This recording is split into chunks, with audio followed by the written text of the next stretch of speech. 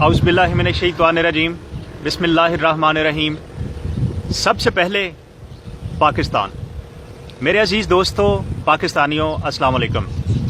मैंने आज की गुफ्तगू में हामिद मीर को उसकी बातों का नहीं बल्कि उसके पागलपन और उसकी हमाकतों का जवाब देना है। आप लोग जानते हैं कि जब से राना सनाउल्लाह की मंशियात केस के हवाले से गिरफ्तारी अमल में आई है, तब से लेकर आज के दिन तक पाकिस्तान के चंद सहाफ़ियों की तशवीश में हर गुजरते लम्हे के साथ इजाफा होता जा रहा है और इंशाअल्लाह ताला ये होता रहेगा। मैंने सोशल मीडिया के ऊपर हामिद मीर की तरफ से उसके एक दो पैगाम सुने जिसमें वो वाज़ेह तौर पर कह रहे थे कि जिसने मुझे गिरफ्तार करना है वो कर ले, मैं गिरफ्तारी से डरता नहीं हूँ, मैं जनरल परवेज़ मुशर्रफ नहीं हूँ जो मुल्क से डर कर भाग जाऊँगा। तो मैं हामिद मीर की बात का जवाब देने से पहले एक मिसाल देना चाहता हूँ। मेरे पड़ोस में बेगमकोट शादरा लाहौर में कायद एजुकेशनल कम्प्लेक्स के नाम से एक तालीमी इदारा है। मेरे एक टीचर दोस्त की उसके प्रिंसिपल से अनबन हो गई, तो उसने गुस्से में और इंतकाम की आग में जलते हुए अपने मीडिया के एक दोस्त को राब्ता किया। उसने उसे कहा कि यार आप कुछ और ना करो, सिर्फ एक काम करो कि आप लड़कियों वाले वाशरूम में सिर्फ एक पुराना सा कोई कैमरा लगा दो, उसके बाद हम जाने और हमारा काम जाने।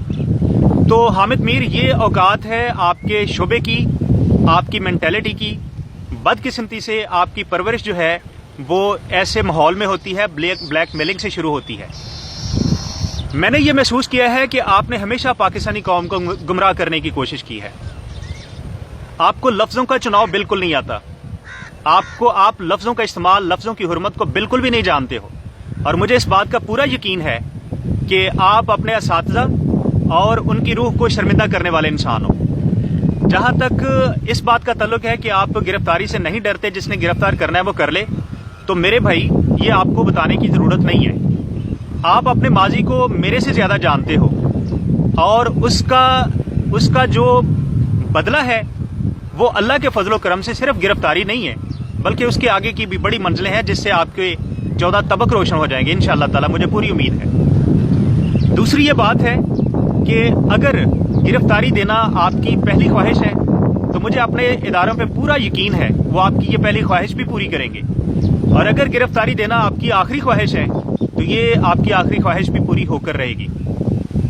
बदकिस्मती ये है हामिद मीर, आप झूठ को सच और सच को झूठ साबित करने वाले कबीले के बासी हो, और इंशाअल्लाह ताला ये ब्लैक मेलिंग की रवायात जो हैं ये ख़त्म होने जा रही हैं। पाकिस्तान जो है वो इंशाअल्लाह ताला ऐसी ब्लैक मेलिंग से, ऐसी रवायत से पाक होने जा रहा है और ज़रूर होगा। दूसरी ये बात है कि आप परवेज़ मुशर्रफ साहब की तरह नहीं हो कि मुल्क से डर कर भाग जाओगे। तो मैं आपकी बात से 200% एग्री करता हूँ कि आप बिल्कुल भी उनकी गर्दे राह को भी आप नहीं छू सकते हो। अगर आप, बहुत अच्छी बात है कि आपके नज़दीक बहादुरी की मिसाल मुल्क में रहना है और बुज़दिली की मिसाल मुल्क को छोड़कर चले जाना है, तो मैं, अगर आप में अखलाकी जुर्रत है और जिस शख्स का नाम आपकी वल्दियत में आता है, अगर उसके आप हकीकी हो, तो मुझे एक बात का जवाब दो कि जब जनरल परवेज़ मुशर्रफ साहब ने रिजाइन दिया था तो उसके बाद वो साल 1.5 साल तक पाकिस्तान में रहे। उसके बाद वो इलाज की घर से बाहर गए, फिर वापस आए, अपने आप को अदालतों में पेश किया, मजिस्ट्रेट लेवल के अफसर के सामने अपने आप को पेश किया और हद तक महसूस न की। अपने वकला की टीम के साथ इफ्तिखार मोहम्मद चौधरी की अदालत में पेश हुए और आधे पौने घंटे की वहां पे स्पीच की जिसको दुनिया जानती है। आप इसको बुज़दिली का नाम देते हो। कितना ही अच्छा होता कि आप अपने सहाफती शोबे के नजम सेठी का नाम लेते, जो 1997 और 98 में मियां साहब की सियासी और मुखालफाना हथकंडों से तंग आके पाकिस्तान से बाहर चला गया था। कितना ही अच्छा होता कि आप MKM के सरबराह को, जो कई दहाइयों से इंग्लैंड में बैठा हुआ है और पाकिस्तान में हुकूमत कर रहा है, आप उसको बुज़दिल का नाम देते। कभी आपने जिंदगी में आपको उसको बुज़दिल कहने की जरूरत हुई? नहीं ना। तो फिर आपसे बड़ा पागल और बुज़दिल कौन है? आइंदा जब भी बात करना अपने गिरेबान में झांक के करना। मुझे ये भी याद है कि एक दफा आपको अपनी हमाकतों के नशे में आपने ये कहा था कि आज से पहले तक हुकूमतें किसी और के इशारे पे बनती थी और किसी और के इशारे पे टूटती थी। आज के बाद हुकूमतें हम बनाएंगे और हम गिराएंगे, लेकिन अल्लाह ताला की ज़ात ने آپ کو آئینہ دکھا دیا اور سوشل میڈیا صارفین نے آپ سے یہ اگر چند سیکنڈ کا اختیار آپ کے پاس آیا بھی تھا تو وہ آپ سے واپس لے لیا گیا. اس کے بعد آپ نے پھر بے وقوفی کی کہ آپ نے قاضی فائز عیسیٰ کے خلاف جب حکومتی ریفرنس آیا تو اس وقت بھی آپ سپریم کورٹ کے اندر موجود وکلاء کی نعرے بازی کے وکیل بن گئے. آپ کو وہ وکلاء تو نظر آ گئے جو سپریم کورٹ میں نعرہ بازی کر رہے تھے, ریاستی اداروں کے خلاف کر رہے تھے. آپ کو لاہور ہائی کورٹ بار, پھر پنجاب بار کونسل کے عہدے داران جنہوں نے اس ہڑتال کا بائیکاٹ کیا تھا, آپ کو وہ یاد کیوں نہیں آیا؟ کیا وہ وکیل جھوٹے ہیں یا ان کی ڈگریاں جعلی ہیں؟ حامد میر, آئندہ اوقات میں رہ کے یاد بات کرنا. پھر اس کے بعد 2014 میں آپ کے اوپر ایک قاتلانہ حملہ ہوا اور اس حملے کے نتیجے میں آپ نے سابق ڈی جی ISI جنرل ظہیر الاسلام پر اس کا الزام لگایا. حامد میر, آپ اپنے گریبان میں جھانکتے کیوں نہیں ہو؟ آپ کی اوقات کیا ہے؟ آپ کا اور DGI کا ایک پاکستان کا جو اتنا معتبر ادارہ ہے, آپ کا اس سے مقابلہ کیا ہے؟ آپ کی حیثیت کیا ہے؟ کیا آپ نے ISI کو کوئی سیاسی جماعت سمجھا ہوا ہے جس کے کوئی سیاسی ونگ ہوں گے, جس کے کوئی ٹارگٹ کلرز ہوں گے؟ ISI جب کام کرنے پہ آتی ہے تو میرے دوست وہ اپنے کام کسی اور سے نہیں کرواتی, وہ اپنے کام خود کرتی ہے. اس وقت آپ پاکستان کی بڑی اکثریت نے آپ پر حملے کی مذمت کی. ڈاکٹر عامر لیاقت کی رپورٹنگ کے مطابق آپ کو 13 گولیاں لگیں.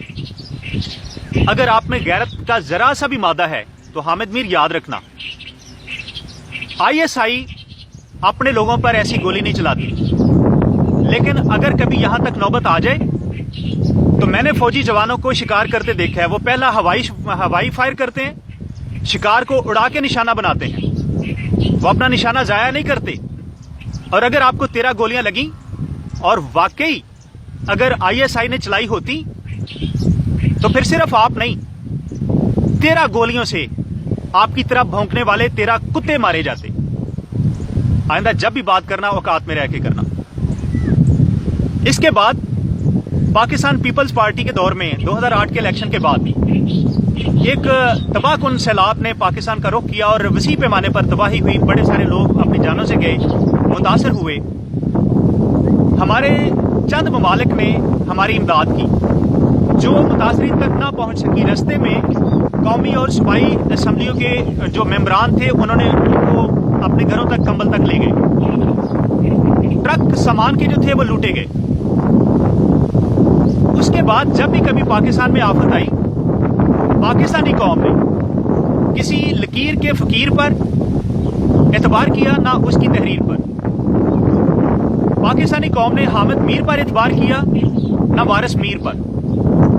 صرف ایک ادارے پر اعتبار کیا جسے دنیا پاکستان آرمی کے نام سے جانتی ہے. آپ کی اوقات کیا ہے؟ آپ کی حیثیت کیا ہے؟